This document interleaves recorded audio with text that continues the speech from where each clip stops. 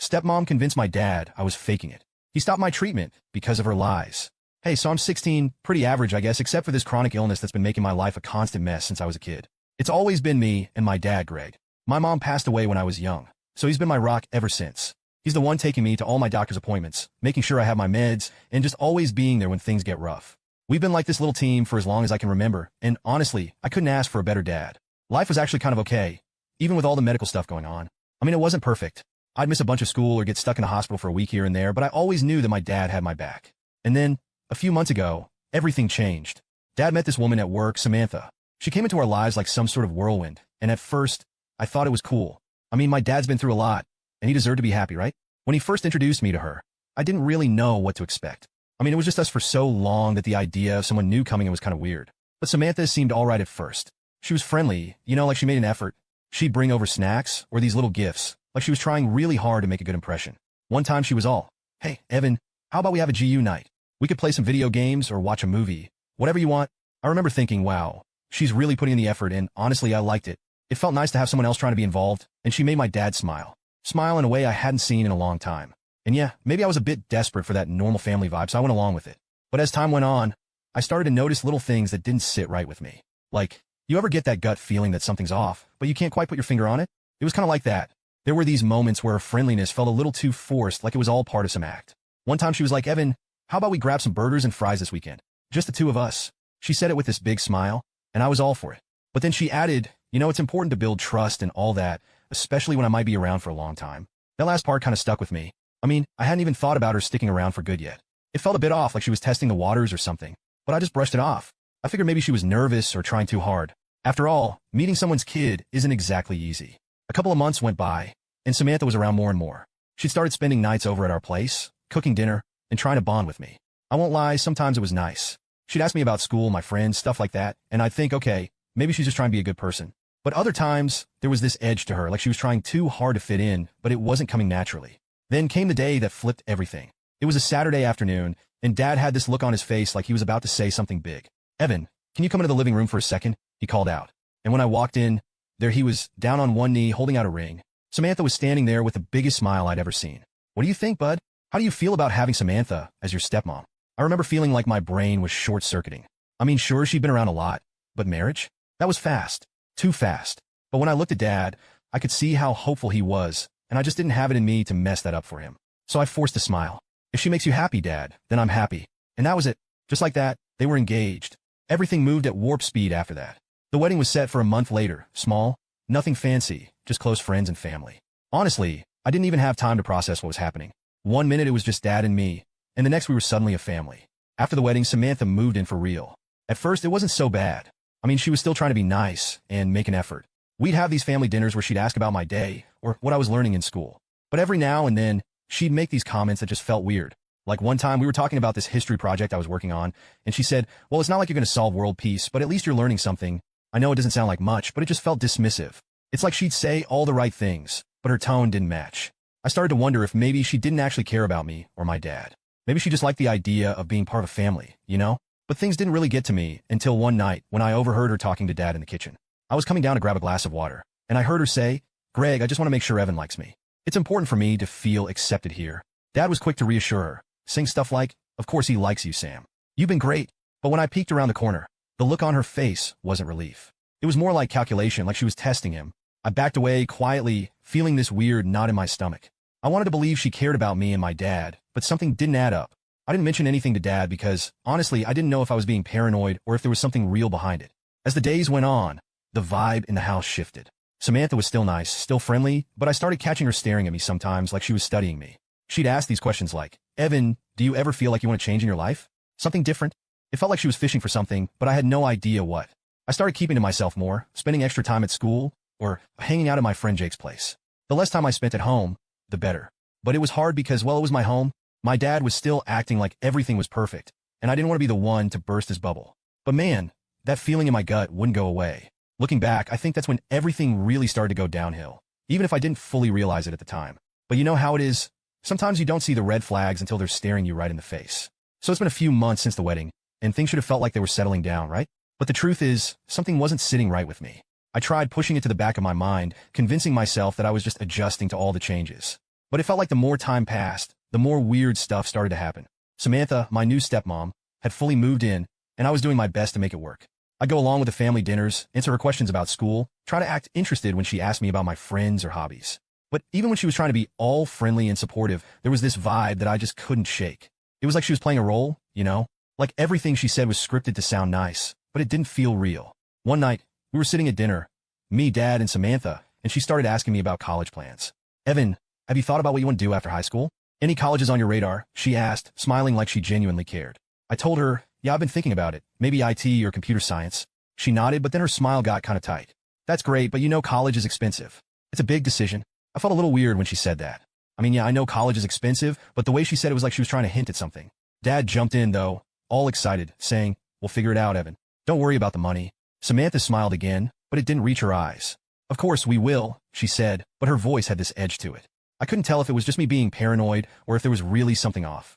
A couple of weeks later, I started noticing Samantha was around a lot more, like she was always there no matter what time I got home. I mean, yeah, she lives with us now, but it was like she was constantly hovering, watching everything. One afternoon, I came back from Jake's house, and she was sitting at the kitchen table, flipping through some bills. When she saw me, she smiled again, that tight, forced smile, and said, oh, Evan, there you are. I was just talking to your dad about our budget. Things are a little tighter than we thought. I just nodded and went to grab a snack, but I could feel her eyes on me the whole time. I tried not to let it bug me, but it felt like she was trying to size me up. Later that night, I heard her talking to Dad in their room. I wasn't eavesdropping, not at first anyway, but when I walked past their door, I caught part of their conversation. Greg, we need to be practical. Evan's medical bills are piling up, and we're not exactly rolling in cash, Samantha was saying. My dad's voice was quieter, like he was trying to calm her down. He's my son, Sam. I'll find a way to make it work. We'll manage. There was a pause, and then I heard her sigh, all dramatic. I just want to make sure we're not sinking ourselves financially over this. I felt like I got sucker punched. I knew my medical stuff wasn't cheap. I'm not an idiot, but hearing her talk about it like I was some kind of financial burden stung. I mean, she's supposed to be my stepmom, right? Shouldn't she be more worried about me getting better instead of how much it costs? Things got even weirder a few days later. I woke up in the middle of the night with this intense pain in my stomach. It was like everything inside me was on fire. I stumbled out of bed, trying to make it to the bathroom, but I ended up collapsing in the hallway. Dad, help! I shouted, my voice cracking from the pain. Dad came running, and for a second, I felt relieved like he was going to make everything okay. But then Samantha showed up behind him, looking half asleep and kind of irritated. What's going on? She asked, rubbing her eyes like I'd just woken her up for nothing. It hurts, Dad. I think something's really wrong, I managed to say, clutching my side. Dad looked worried, but Samantha just crossed her arms. Greg, maybe we should wait it out? You know how dramatic teenagers can be. She said it so casually, like I was faking or something. I saw Dad's face, and he hesitated for a split second, like he was actually considering what she said. I felt this wave of panic because I needed help, and fast. No, we're going to the hospital, Dad finally said, scooping me up and rushing me to the car. I looked over his shoulder and saw Samantha's face. She wasn't scared or worried. She looked annoyed, like my pain was just some inconvenience to her. It was like she was mad that I was taking up Dad's time or something. At the hospital, while the doctors were checking me out, I could hear Dad and Samantha arguing just outside my room. Greg, these bills are going to be through the roof. Are you sure this isn't just, one of those things where he's overreacting? She whispered. I could hear my dad's frustration. Samantha, our son is in pain. It's not an overreaction. We're doing this. When she said our son, I should have felt relieved, right? Like she was trying to include me or something. But the way she said it was so forced. It didn't sound like she meant it at all. I was lying there, hooked up to all these monitors and IVs, and I couldn't shake the feeling that everything was about to go downhill. It was like a storm brewing, and I was stuck right in the middle of it. The doctors ran some tests and adjusted my medication, and eventually, the pain started to fade. But the feeling of unease stuck with me. After they discharged me, we drove back home, and the car ride was dead silent. Dad kept glancing at me through the rearview mirror, and I could tell he was worried. But Samantha just stared out the window, her expression completely blank. When we got home, she immediately went to the kitchen like nothing had happened. I'll make tea, she said, but her tone was cold. Dad helped me to my room, and for a moment, I thought maybe he'd talk to me about what happened, ask how I was feeling or something. But instead, he just gave me a quick, get some rest, buddy, and went downstairs. I lay there in bed, staring at the ceiling. I couldn't stop thinking about the way Samantha looked at me in the hospital, like I was some kind of inconvenience. It felt like I was being pushed to the sidelines in my own home. And the worst part was I didn't know how to talk to Dad about it. I mean, what was I supposed to say? Hey, Dad, I think your new wife doesn't actually care about me. That's not exactly a fun conversation to have. That night, I tried to sleep, but my mind kept racing. I kept replaying the way Samantha's face looked, so cold, so detached. It didn't make sense. I'd been trying so hard to get along with her, to make this whole family thing work, and it was like she was determined to make me feel like an outsider. The next morning, things were back to normal. Samantha acted like nothing had happened, making breakfast and chatting with Dad like we were the perfect little family. But I couldn't shake the feeling that something was seriously wrong. And for the first time, I started to wonder if this was just the beginning of a much bigger problem. All right, so after that night at the hospital, things didn't get better. In fact, they got worse. Samantha's attitude was different, like she wasn't even trying to hide it anymore. Every time I was in pain or felt sick, she'd roll her eyes or make some comment under her breath. And Dad, well, he was still trying to keep things together, but it was like Samantha had a hold on him. He didn't push back as much as he used to, and it felt like he was always second-guessing everything I said. One morning, I woke up with that same familiar pain in my stomach. It wasn't as bad as before, but it was enough to keep me in bed. I called out to Dad, but it was Samantha who showed up in the doorway, leaning against the frame with her arms crossed. "What now, Evan?" she asked, and her tone made it clear she was annoyed. "I don't feel good," I said, trying to sit up but feeling that sharp pain shoot through me. "I think I need to stay home today." Samantha sighed like I just asked her to do the most inconvenient thing in the world. "Evan, you can't keep missing school because of a little stomach ache. You've already missed too much." I tried to explain, but she was having none of it. She walked over, yanked the covers off me, and said, "Get dressed. You're going to school?"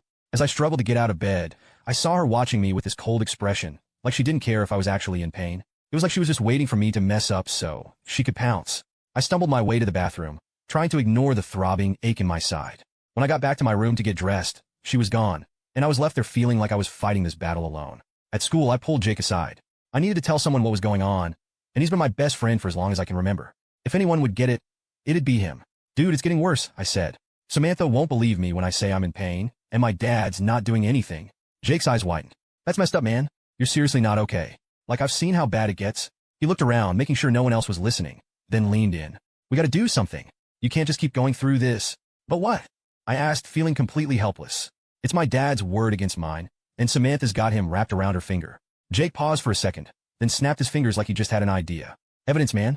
We need to record what's going on at home. If we can show someone proof of how she's treating you, then maybe we can get some help." At first, I didn't know what to think. I mean, it sounded extreme, right? But the more I thought about it, the more it made sense.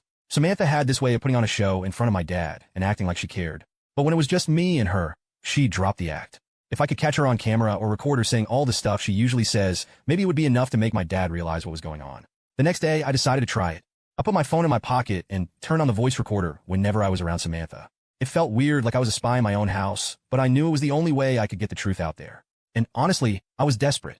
I needed someone to believe me. The first few times, I didn't catch much. She'd ask me about my day in that fake, nice way she always does, and I'd respond, waiting for her to say something messed up, but she didn't.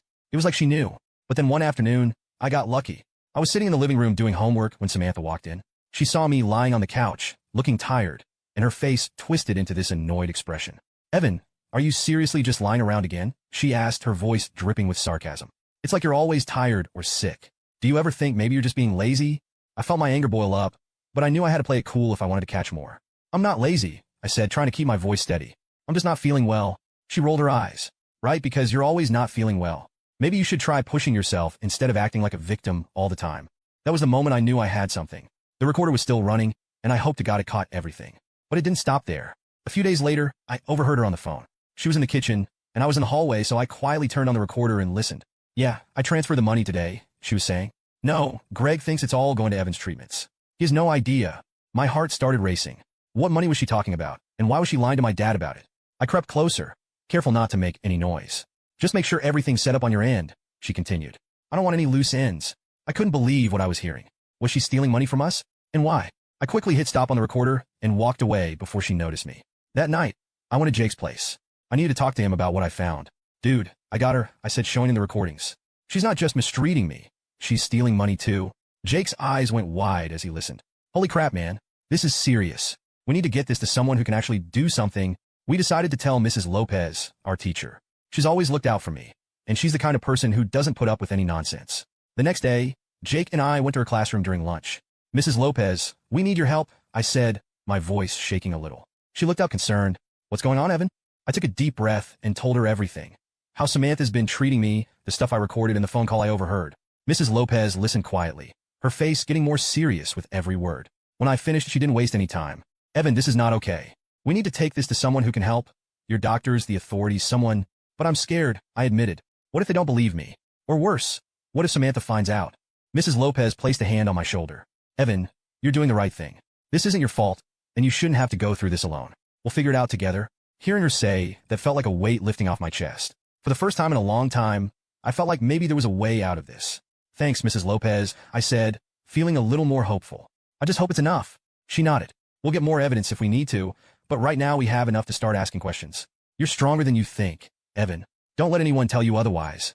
That day, as I walked out of her classroom with Jake, I felt a mix of fear and determination. We had a plan now, and even though I was scared of what might happen next, I knew one thing for sure. I wasn't going to let Samantha keep getting away with this. Not anymore. After talking to Mrs. Lopez and showing her the recordings, things moved faster than I expected. I thought maybe it would take weeks or even months to get anyone to listen to us, but she wasted no time. She contacted my doctors and told them about the situation, and the next thing I knew, I was back at the hospital for another checkup. It felt weird, like everything was suddenly speeding up, and I wasn't sure if I was ready for it. Dad took me to the appointment, and I could tell he was on edge. He kept glancing at me while we were in the waiting room, like he was trying to read my mind or figure out what was going on. He didn't say much, just a lot of, "You feeling okay, buddy? And we'll get through this." I didn't know how much he knew or if he was just pretending everything was fine for my sake, but I could tell something was different. The doctors ran a bunch of tests, and I could see them exchanging looks and whispering to each other. I couldn't hear what they were saying, but I knew it wasn't good. When one of them came over and started asking me questions, like if I was getting my medication regularly or if anyone was monitoring my symptoms at home, I felt this sinking feeling in my stomach. I glanced over at Dad, and he looked confused, like he didn't understand why they were asking these questions. That's when one of the doctors pulled Dad aside. I watched as they talked, and I could see the expression on Dad's face go from confusion to something that looked like anger, or maybe even fear. He kept shaking his head, and I could tell he was arguing back, but the doctor stayed calm, just nodding and speaking quietly. I couldn't make out what they were saying, but it was clear they were serious. After a while, Dad came back to my side. He tried to put on a smile, but it was shaky. "Hey, buddy. They're just being cautious, okay? They want to make sure everything's all right." I nodded, but I could tell there was more to it than that. The doctors wouldn't have called us in like this if they didn't have serious concerns. As we were getting ready to leave, the doctor who talked to my dad pulled me aside. "Evan, if there's anything you need to tell us about how things are going at home, you can talk to me. It's important we know everything to make sure you get the right care." I felt my heart racing, and I wanted to tell him everything right then, but I was scared. What if Samantha found out? What if Dad didn't believe me? I just nodded, pretending everything was fine. "Yeah, it's okay. I'm getting my meds and stuff," I said, trying to sound convincing. The doctor didn't look convinced, but he didn't push it. "All right, just remember, you can always reach out if you need anything." On the way home, the tension in the car was thick. Dad kept glancing over at me, like he wanted to say something, but he didn't. I was staring out the window, wondering what would happen if Samantha found out we were talking to doctors behind her back. She was already suspicious of me, and I didn't want to make things worse. When we got home, Samantha was waiting for us. She was standing in the kitchen, arms crossed, with this look that made my skin crawl. "How was the checkup?" she asked, her tone casual but her eyes cold. Dad forced a smile. "It was fine. Just routine stuff." He was trying to act normal, but I could see the tension in his shoulders. Samantha turned to me, and I could tell she was testing me. "Evan, did they find anything new? You know, you've been going to the hospital a lot lately," she said, like she was accusing me of faking it or something. I just shrugged. "No. They said everything was the same." "Good," she replied, still watching me closely. "We wouldn't want any unnecessary drama, right?" The next few days felt like walking on eggshells. Samantha was around more than ever, and it felt like she was keeping an eye on me, waiting for me to mess up or say something that would give away what was really going on. I had to be careful, keeping my phone hidden and only recording when I was sure she wouldn't catch me. Then one afternoon, I overheard a phone call that made my heart drop.